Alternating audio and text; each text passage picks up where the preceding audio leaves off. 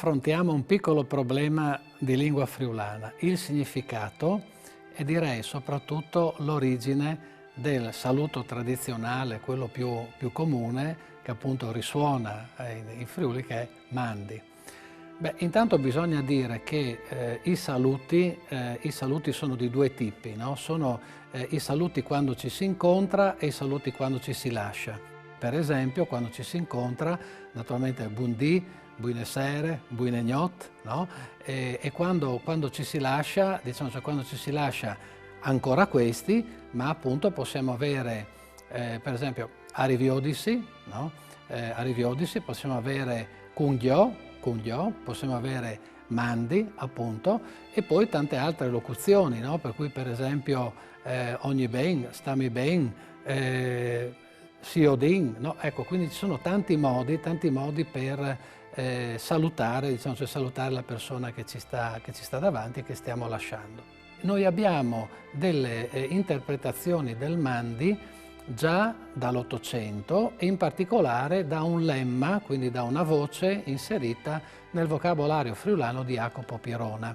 La discussione è poi seguita, diciamo, cioè è poi seguita ed è stata corretta, diciamo, è stata corretta quella che possiamo chiamare la vulgata, cioè diciamo l'etimologia popolare di questo mandi come di un mane Deu, no? Quindi con resta con Dio.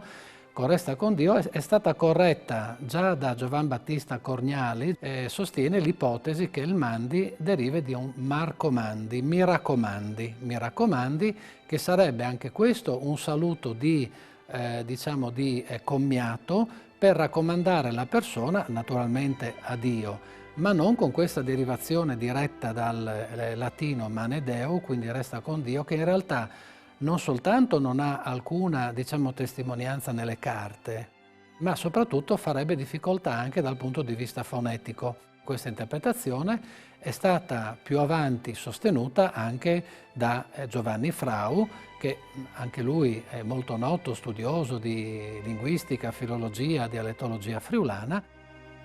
Una spia dell'uso di questa parola si ha per esempio anche nei testi letterari, in modo particolare abbiamo nella notissima poesia di Pietro Zorutti La Plovisine, proprio abbiamo la chiusa appunto della poesia dove dice Plovisine marcomandi, torne presta rinfreschianus, plovisine mandi.